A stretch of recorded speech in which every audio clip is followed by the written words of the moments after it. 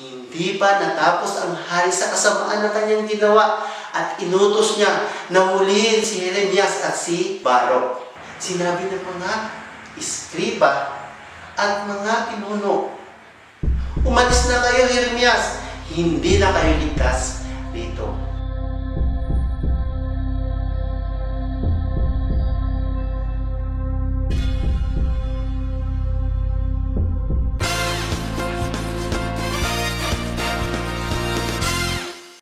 Mga bata, ako si Kuya Jester, ang makakasama nyo ngayon sa ating memory verse. Ayan, mga bata, bago tayo magsimula, meron akong letratong inihanda para sa inyo. Alam nyo ba kung ano ito? Very good, ito ay sunflower or isang klase ng bulaklak. Ayan, mga bata, maaari ba kayong magbigay ng kahit 3 lang na katangian ng bulaklak? Tama. Pwedeng mabango, pwede ding makulay or madaming kulay. At ang kulay nga na napili nating letrato ay kulay dilaw. At higit sa lahat mga bata, ay pwede itong gawing mga dekorasyon. Nagagamit ito sa mga pag-decorate ng mga bagay, ang bulaklak. Pero kahit anong ganda nito mga bata, alam nyo ba na ang bulaklak ay nalalanta or namamatay paglipas ng panahon. Pero sa ating memory verse na pag-aaralan ngayon, yun ay hindi nalalanta, hindi kumukupas, at siya ay nananatili magpakailanman. Handa na ba kayo mga bata upang malaman ang ating memory verse? Okay mga bata, basahin na natin ang ating memory verse na ipapakita sa inyong screen. Okay? Isaiah chapter 40 verse 8. Ang damoy nalalanta at kumukupas ang mga bulaklak. Ngunit ang salita ng ating Diyos ay mananatili magpakailanman. Isaiah chapter 40 verse 8. Ayan mga bata, narinig niyo ba kung ano yung hindi kumukupas kahit kailan o magpakailanman? Correct. Very good. Yun ay ang salita ng Diyos. Alam niyo mga bata, yung binasa nating memory verse ay salita ng ating Diyos na galing sa Biblia.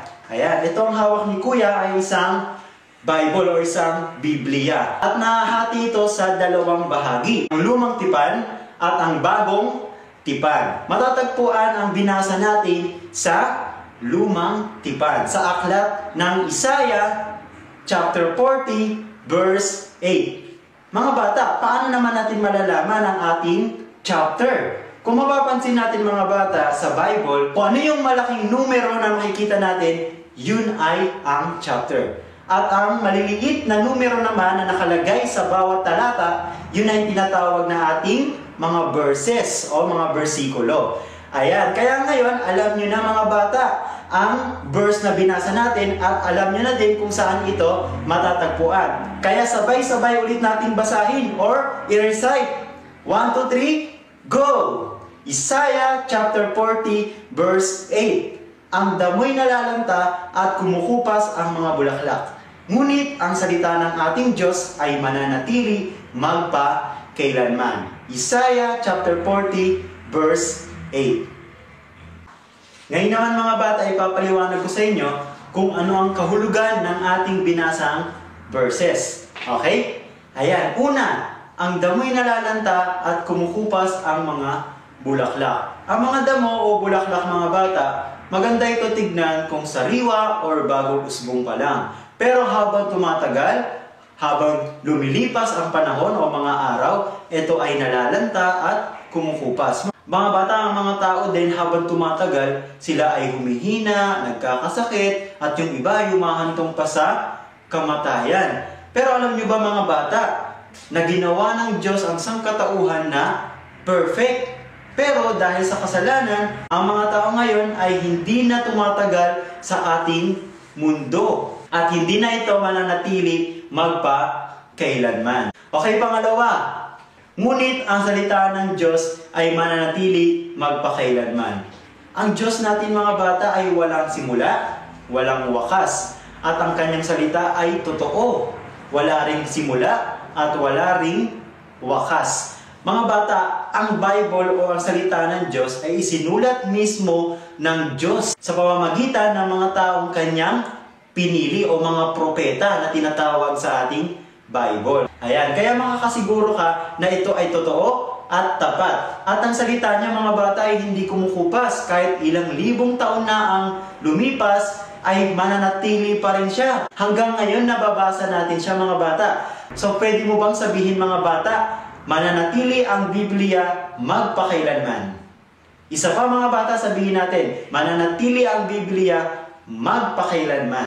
Kaya naman mga bata, kung ikaw yung batang tumanggap na kay Jesus, pinapasok mo siya sa iyong puso o buhay, alam mo na ang Bible o ang salita ng Diyos ay totoo at magpakailanman. Kaya mga bata, kung ikaw yung batang tumanggap kay Jesus, ini-encourage kita na magbasa ng Bible araw-araw at mas kilalanin mo si Jesus o ang Diyos ng lubusan. At huwag ka mag-alala mga bata dahil magpapakilala siya sa iyo ng lubusan sa araw-araw mong pakikipag-usap sa Kanya. Ngunit mga bata, kung ikaw ay hindi pa nagdedesisyon na tanggapin si Jesus sa iyong puso at buhay, hindi pa huli lahat mga bata.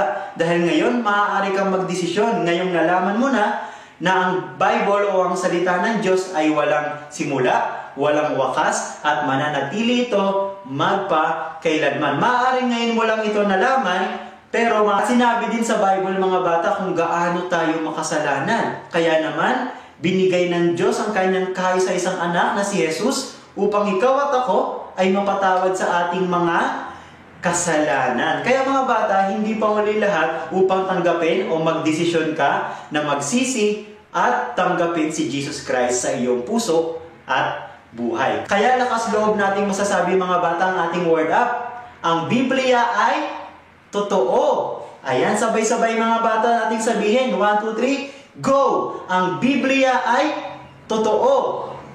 Okay mga bata, upang mas makabisado natin ang ating memory verse, tayo ay maglalaro. Simple lang mga bata ang rules ng ating laro. Nakikita niyo po ba yung hawak ko? Ito yung letrato ng bulaklak. Ito naman ang salita ng Diyos o ang Bible. Ang Bible ay pangwalang hanggan at ang bulaklak naman na nasa kaliwa ko ay kumukupas. Okay? Sa larong ito mga bata, sasabihin natin kung ano yung kumukupas o ano yung pangwalang hanggan. Pero sasamahan tayo ni Kuya Jello. Ayan, pipikit si Kuya Jello at huhulaan kung kaliwa o kanan. Okay mga bata? At alamin nyo kung pangwalang hanggan ba ito o kumukupas. Ready na ba kayo? Okay, ready? Get set? Go! Pikit Kuya Jello. Kanan. Okay, ang napili ni Kuya Jello ay bulaklak, kumukupas o pangwalang hanggan? Very good, kumukupas. Okay, handa na ba ulit kayo mga bata? Isa pa. Kuya Jello, pikit. Kaliwa. Okay, ang napili ni Kuya Jello ay kaliwa. Ano yung nasa kaliwa ko mga bata? Bible or salita ng ating Diyos. Ngayon, ire-recite ni Kuya Jello ang ating memory verse dahil ang napili niya ay pangwalang hanggan. Isaiah 48. Ang damoy nalalanta at kumukupas ang mga bulaklak. Ngunit, ang salita ng ating Diyos ay mananatili magpakailanman. Isaiah 48. Ayan, very good. Okay, para mas makabisado pa, isa pa mga bata, papipikitin ulit natin si Kuya Jello. Okay, Kuya Jello? Kaliwa. Okay, ang napili ni Kuya Jello ay bulaklak ulit. Kumukupas o pangwalang hanggan? Kumukupas. Ayan. Okay, isa pa mga bata. Pipikit ulit si Kuya Jello. Kaliwa. Okay, kaliwa ulit ang napili niya. Kumukupas o pangwalang hanggan? Kumukupas. Ayan, okay. Malapit na mga bata, dalawa na lang. Okay, papipikitin ulit natin si Kuya Jello. Kanan. Okay, ang napili niya ulit ay Bible o salita ng Diyos. At dahil dyan, ito ay pangwalang hanggan, babasahin niya ang ating memory verse. Isaiah 48. Ang damoy nalalanta at kumukupas ang mga bulaklak. Ngunit ang salita ng ating Diyos ay mananatili magpakailanman. Isaiah 48. Okay, very good. Isa na lang mga bata. Okay, ready na ba kayo? Okay, ready, get set, go! Pikit, Kuya Jello! Kanan. Okay, kanan ulit ang napili niya at ito ay salita ulit ng Diyos o ang Bible. For the last time, babasahin ni Kuya Jello ang ating memory verse at pagkatapos, sabay-sabay na nating i-recite. Okay, Kuya Jello? Isaiah 48. Ang damoy nalalanta at kumukupas ang mga bulaklak. Ngunit ang salita ng ating Diyos ay mananatili magpakailanman. Isaiah 48. Ayan, very good. Palakpakan natin mga bata ang ating mga sarili. Okay, ngayon ay i-recite na natin. Sabayan nyo kami mga bata. 1, 2, 3. Isaiah 48. Ang damoy nalalanta at kumukupas ang mga bulaklak. Ngunit ang salita ng ating Diyos ay mananatili magpakailanman. Isaiah 48.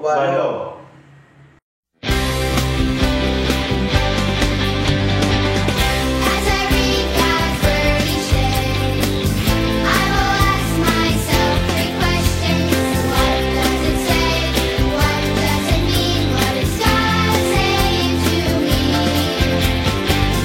I will ask God's Holy Spirit who lives in my heart to show me the answers clearly, so I'll know God's message to me.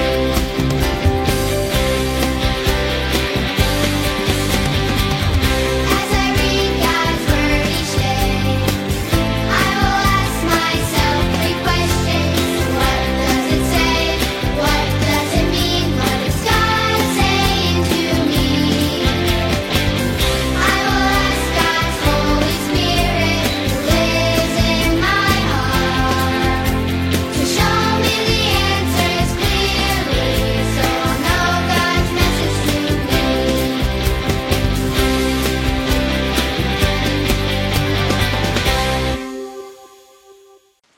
Mga bata, kilala niyo ba ang taong ito? Siya ay pinanganak noong December 19, 1861 sa isang mayamang angkan sa Calamba, Laguna. Siya ay ikapito sa 11 magkakapatid ng mag-asawang Francisco Mercado at Chudora Alonso. Siya ang pambansang bayani ng Pilipinas. Kilala mo na ba kung sino siya? Kung Dr. Jose Rizal ang sagot mo, tama ka. Saan mo natin nababasa ang kasaysayan patungkol kay Dr. Jose Rizal? Nababasa natin ito sa mga aklat. Kapag ikaw ay nagbabasa ng aklat, natuto ka kung sino ang tao ito at ano ang kanyang mga sinasabi at ginagawa. Sa ating Good News Club online ay gumagamit din tayo ng isang aklat. Ito ay ang Biblia. Ano nga ba ang Biblia? Ang Biblia ay naglalaman ng salita ng Diyos.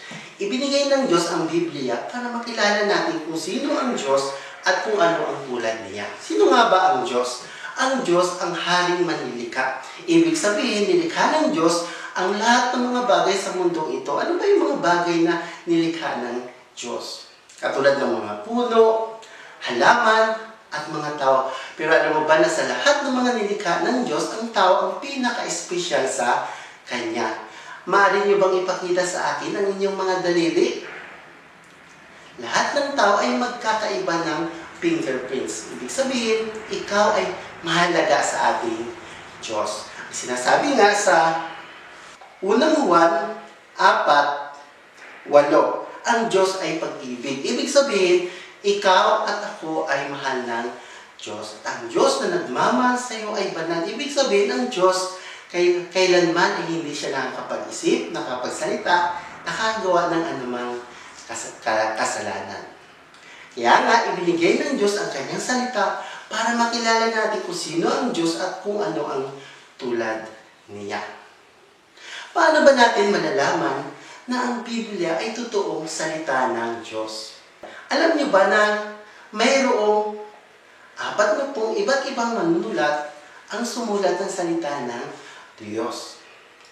Ang kanilang naging trabaho ay, may ilan sa kanila ay mangingisda, maniningil ng buwis, pastol, abogado at doktor. Magkaiba man ang kanilang naging trabaho, pero nagtutugma ang kanilang mga isinusulat kahit na ang mga manunulat ay hindi namuhay sa parehong panahon at parehong lugar. Ang Biblia ay humingit kumulang 1,006 na taong gulang na ibig sabihin, ang Biblia isang napakatandang aklat. At alam niyo ba mga bata, na mayroon lang isang mensahe ang salita ng Diyos. Ang pagpapadama ng Diyos ng kanyang pagmamahal sa atin sa pamamagitan ng pagpapadala ng kanyang anak na si Jesus, namatay sa krus at muling nabuhay upang bayaran ang iyong mga kasalanan. At yun lamang yung mensahe ng salita ng Diyos o ng Biblia. Nalalaman din natin na totoo ang salita ng Diyos dahil iningatan ng Diyos ang kanyang salita sa loob ng libu-libong taon at sa hinlahi. Libu-libong taon na ang nakalipas, ang mga Hudyo, ang bayan ng Diyos, ay may tinatawag na eskriba na ang pangunahing trabaho ay kopyahin ang salita ng Diyos ng paulit-ulit upang hindi ito mawawala. Alam niyo ba na noong unang panahon, wala silang computer, papel, o imprenta. Ginagawa nila, kinukopya nila ang salita ng Diyos sa isang scroll na gawa sa balat ng hayop o tinatawag nilang parchment o papyrus, isang uri ng lumang papel. Bakit nila isinusulat doon? Dahil alam nila na darating ang panahon na ang mga scroll ay mapupunit. Kaya kailangan nilang gumawa ng bagong kopya. Maingat na kinukopya ng mga eskriba ang salita ng Diyos. Kapag sila ay magkamali, maliit lang yung pagkakamali na yun, kailangan nilang umpisahan ulit sa simula. At kapag sila ay dumating sa pangalan ng Diyos, mayroon silang espesyal na paghinto at magpapakita ng paggalang sa Diyos bago nila isulat ang kanyang salita. Kaya nga mga bata, maaari natin mapagkakatiwalaan ang salita ng Diyos. Sabayan niyo ako mga bata, word up! Ang Biblia ay totoo. Sinasabi rin ng Diyos ang kanyang mensahe sa tinatawag niyang mga propeta o tinatawag na mensahero ng Diyos. Sabi nga sa Biblia, sa unang Pedro 1:21, sapagkat ang pahayag ng mga propeta ay hindi nagmula sa kalooban lamang ng tao, ito'y galing sa Diyos at ipinahayag ng mga taong nasa ilalim ng kapangyarihan ng Espiritu Santo. Ang ibig sabihin mga bata, sinasabi ng Diyos sa mga propeta kung ano ang kanilang isusulat. Isa sa mga propeta ang nagngangalang Jeremias. At isa sa mga eskriba ang nagngangalang Baruch. Si Jeremias at si Baruch ay nanirahan sila sa lupain ng Huda sa isang napakahirap na panahon. Ang mga Hudyo, ang bayang pinili ng Diyos, ay sumasamba sa Diyos-Diyosan at kinalimutan nila ang nag-iisa at totoong Diyos. At alam niyo ba, na labis itong nagpalungkot sa ating Diyos. Bilang kanilang mabuting Ama, ang pagmamahal at pagsunod sa Kanya ang pinakamabuting paraan para sa Kanyang bayan. Kung hindi sila manumbalik sa Diyos, parurusahan sila ng Diyos. Ibinigay ng Diyos ang mensaheng ito kay Propeta Jeremias para kunin ang atensyon ng mga tao. Nangusap ang Diyos kay Jeremias at sinabi, isulat mo ang mga salitang sasabihin ko sa iyo. Parurusahan ko ang mga tao dahil tinalikuran nila ako. Isulat mo ang mga salitang ito. Maaring ang mga tao ay talikuran nila ang mga kasalanan at manumbalik sila sa akin kapag narinig nila ito. Sa palagay ninyo mga bata, nakinig kaya ang mga Hudyo sa sinabi ng Diyos? Ang sabi sa ating kwento, hindi naniwala ang mga tao o gumalang man lang sa Diyos at sa Kanyang salita. Ang hindi paniniwala at hindi paggalang sa Diyos at sa Kanyang salita ay kasalanan. Ano nga ba ang kasalanan? Ang kasalanan ay pagsunod sa sarili mong kagustuhan sa halip ang nais ng Diyos. Ano ba yung mga halimbawa ng kasalanan na nagagawa mo? Marahil utusan ka ng nanay mo. Anak, mahal ka bang bumili ng toyo? Ayoko, Nay. Nanonood pa ako ng TV. Kapag hindi ka sumunod, ikaw ay nagagawa ng kasalanan. Umarahil, sinabi ng nanay mo, anak, nagawa mo na ba yung assignment na pinapagawa sa'yo ng teacher mo? Opo, nanay. Pero ang totoo ay hindi mo pa siya nagagawa. Ikaw ay nagsisinungaling, hindi ka nagsasabi ng totoo. Hindi pagsasabi ng totoo ay isang kasalanan. Umarahil, wala nakakita sa iyo. Kinuha mo ang isang mahalagang gamit ng iyong kapatid at iyo itong itinago. Ang pagkuha ng isang bagay na hindi sa iyo ay isang kasalanan. At bakit nga ba natin nagagawa yung mga kasalanan na iyon? Sabi sa Jeremias 17:7, sino ang makakaunawa sa puso ng tao? Ito, mandaraya at walang katulad. Wala ng lunas ang kanyang kabulukan. Ibig sabihin mga bata, yung puso na ito, bahagi ng ating katawan na kung saan tayo ay nakakapag-isip at nakakaramdam, ay makasalanan. At nililin lang tayo para hindi tayo maniwala na mayroong Diyos dahil sa kasalanan. Kaya nga mga bata, alam mo ba na nagagawa mo yung mga kasalanan na yun dahil likas na sa iyo at isinilang ka na mayroon kang gustuhan na gumawa ng kasalanan. At dahil sa kasalanan, ikaw ay nahiwalay sa Diyos. Kaya nga mga bata, maaari mong mapagkatiwalaan ang Diyos. Sabayan niyo ako mga bata. Ang Biblia ay totoo. Nang magsalita ang Diyos kay Jeremias, ay sinusulat ni Baruch ang lahat ng sinasabi ni Jeremias tungkol sa sinasabi ng Diyos. Hindi natin alam kung gaano kahaba yung katagal nilang isinulat ang salita niya. Pero alam natin na ingat si Baruch na kumpirhin ang salita ng Diyos. Okay. Nang matapos isulat ni Baruch ang salita ng Diyos, inutusan siya ni Jeremias. Ang sabi ni Jeremias, pumunta ka sa templo, busalin ang kung saan sumasamba ang mga tao, at basahin mo ang mga salita nito. Maaaring tatalikuran ng mga tao ang kanilang mga kasalanan at manumbalik sila sa akin at pakikitaan sila ng Diyos ng kanyang habag. Binigyan ng Diyos ng mahabang pagkakataon ang kanyang bayan na mahalin siya at sundin ang kanyang ipinag-uutos. Kaya pinakitaan ng Diyos ang kanyang bayan ng kanyang habag. Ano ba ibig sabihin ng habag? Ang ibig sabihin ng habag ay pagpapakita ng pagpapatawad kahit na nararapat na parusahan ang isang tao. Kaya nga mga bata, ibinigay ng Diyos ang kanyang salita para makita mo kung paano ipinakita ng Diyos ang kanyang habag sa iyo at sa akin. Na nararapat tayong maparusahan dahil sa ating mga kasalanan. Pero alam mo ba, bata, mahal ka ng Diyos. Pinadala ng Diyos ang kanyang anak na si Jesus. Sino nga ba si Jesus? Siya ang tinatawag ng perpektong anak ng Diyos. Pag sinabi perpekto, siya ay walang kasalanan. Siya ay nakatira sa langit pero bumaba siya dito sa lupa. Siya ay nagkatawang tao.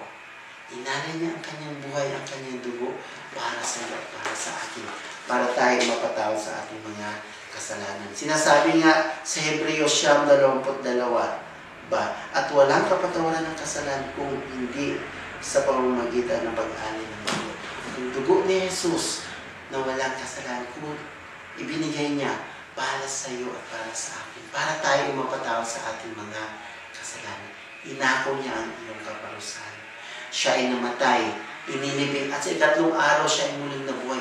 At siya ngayon ay naroon na sa langit. Bata, pinakita ng Diyos mula sa kanyang salita ang kanyang habag sa pamamagitan ng pagpapadala ng kanyang anak na si Jesus namatay sa krus dahil sa ating mga kasalanan. Kaya nga mga bata, maaasahan natin ang salita ng Diyos. Sabayan niyo ako mga bata, ang Biblia ay totoo. Ginawa ni Baruch at sinabi ni Jeremias at pumunta sa templo. Naroon na ang mga tao kaya binasa ni Baruch sa kanila ang salita ng Diyos. Si Micaias, isa sa mga tao na naroon ay pumunta sa iba pang grupo ng mga pinuno at mga eskriba. Sinabi nila sa kanya na ang binasa ni Baruch ay mula sa salita ng Diyos. Parurusahan mo ang mga tao, malibang manumbalik sila sa akin. Sinabi ng mga eskriba at mga pinuno, kailangan marinig mismo natin ang mga ito. Kaya ipinatawag nila si Baruch at sinabi niya kung paano ibinigay ng Diyos ang kanyang salita kay Propeta Jeremias. Labis na lungkot ang mga eskriba at mga pinuno. At sinabi nila, kailangan malaman ito ni Haring Jehoiakim. At mayroon pa silang tanong kay Baruch. At ito ang kanilang tanong. Paano mo naisulat ang lahat ng iyan? Idinikta ba sa iyo ni Jeremias? Sumagot si Baruch, ang bawat kataga nito'y idinikta po sa akin ni Jeremias at isinulat ko naman po. Bigay ng Diyos ang kanyang salita kay Jeremias. Nangungusap ang Diyos sa kanyang bayan sa pamamagitan ng kanyang salita. Bata, kung ikaw ay naniniwala na kay Jesus bilang iyong tagapagligtas, nangungusap din sa iyo ang Diyos sa pamamagitan ng Biblia. Ang Biblia, mga bata, ay ang mensahe ng Diyos para sa iyo at para sa akin. Kapag binabasa mo ang Biblia, nakikilala mo kung sino ang Diyos at kung ano ang tulad niya. At kapag marami ka nalaman tungkol sa Diyos, ang iyong pagmamahal sa Kanya ay lalong lalago. Kapag binabasa mo ang salita ng Diyos, nakikilala mo ang Diyos at nalalaman mo kung paano mo siya mahalin at sundin.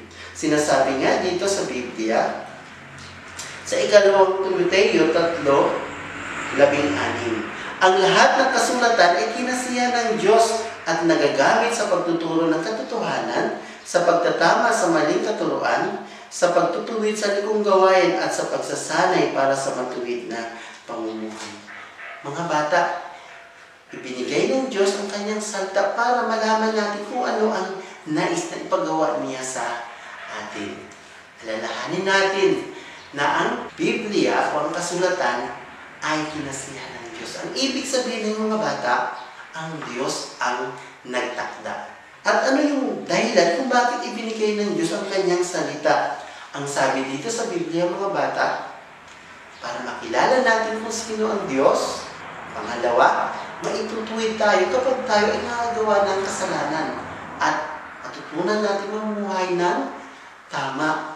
At mabigyan natin kaluguran ang ating Diyos. At patuloy na mahalin at sundin ang Diyos at mamuhay para sa Kanya. Kapag tayo ay nagbabasa ng salita ng Diyos, ang Diyos ay nangungusap sa atin. Sa tulong ng banal na Espiritu, mauunawaan natin ang Kanyang salita.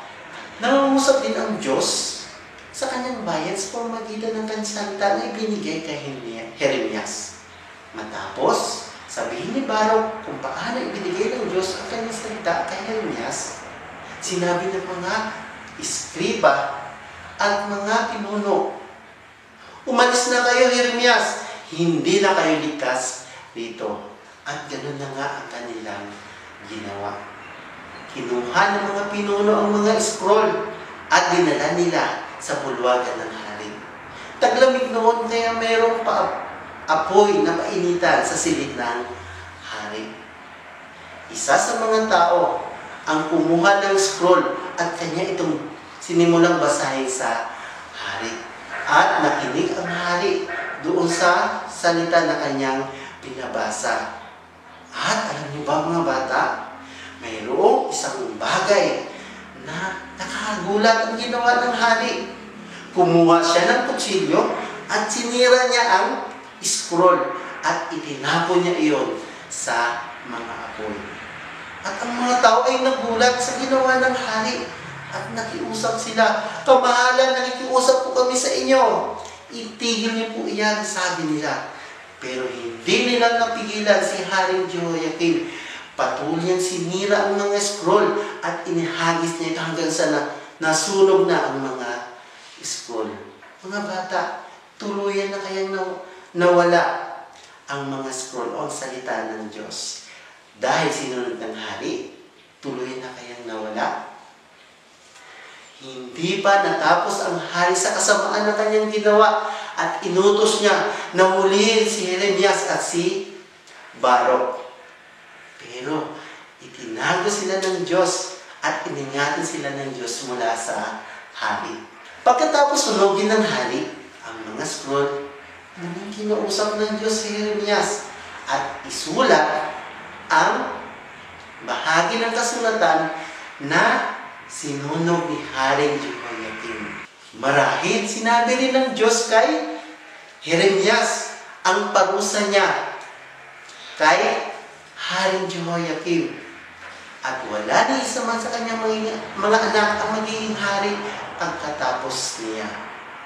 Dahil hindi nakinig sa Diyos at sa kanyang salita ang hari at ang bayang Israel. Parurusahan ng Diyos ang mga tao dahil sa kanilang mga kasalanan. Maaari nating sirain, punitin ang mga papel na pinagsulatan ng salita ng Diyos. Pero ang salita ng Diyos ay hindi masisira magpakailanman. Para malaman natin na ang salita niya ay totoo at tama. Mga bata, sabayan niyo nga ako. Word up! Ang Biblia ay totoo. Ang mensaheng ibinigay ng Diyos kay Jeremias ay mababasa natin sa aklat ng Jeremias sa Lumang Tipan. Kaya nga mga bata, ibinigay ng Diyos ang kanyang salita para makilala natin kung sino ang Diyos at kung ano ang tulad niya. Ibinigay rin ng Diyos ang kanyang salita para malaman mo kung paano ka maligtas sa kaparusahan ng iyong mga kasalanan. Bata, alam mo ba na ikaw ay makasalanan? Hiwalay ka sa Diyos dahil sa iyong mga kasalanan. Pero mahal ka ng Diyos. Si Jesus na walang kasalanan, ibinigay niya ang kanyang buhay, ang kanyang dugo. Namatay siya at inilibing at muling nabuhay upang ikaw at ako ay mapatawad sa ating mga kasalanan. May sinasabi ang Biblia sa Juan 5:24. Pakatandaan ninyo, ang nakikinig sa aking salita at sumasampalataya sa nagsugo sa akin ay may buhay na wala hanggan. Hindi na siya hahatulan, sa halip ay inilipat na siya sa buhay mula sa kamatayan. Mga bata, anong ibig sabihin nito mga bata? Ang ibig sabihin kapag ikaw ay nakikinig at naniniwala ka na si Jesus ay namatay sa krus at muling nabuhay, pinaniniwalaan mo ang ginawa ni Jesus. Sabi rito sa Biblia, ikaw ay magkakaroon ng buhay na wala hanggan. Buhay na wala hanggan na kailangan mo habang ikaw ay nabubuhay sa mundo ito para maparangalan mo ang Diyos. At buhay na wala hanggan na makakasama mo ang Diyos doon sa kanyang kaharian sa langit balang araw. Kung ikaw ay sumasampalataya sa ating Panginoon Jesus. Bata, nais mo ba na sumampalataya kay Jesus sa mga oras na ito? Kung nais mo sumampalataya kay Jesus, kailangan mo sundin ang isang maikling panalangin. Kailangan mong bigkasin ang panalangin na ito. Kailangan galing sa iyong puso. Maaari mo sabihin ang panalangin na ito. Ipo natin mga ulo, ipikit ang mga mata. Sabihin mo, Panginoong Diyos, salamat po sa inyong pagmamahal sa akin. Inaamin ko po na ako ay makasalanan. Patawarin niyo po ako. Naniniwala po ako na si Jesus ay namatay sa krus at muling nabuhay upang ako ay mapatawad sa aking mga kasalanan. Sa oras na ito, Panginoong Jesus, ay tinatanggap kita sa puso ko bilang aking Panginoon at tagapagligtas. Salamat po, Panginoong Jesus, sa pagliligtas niyo po sa akin.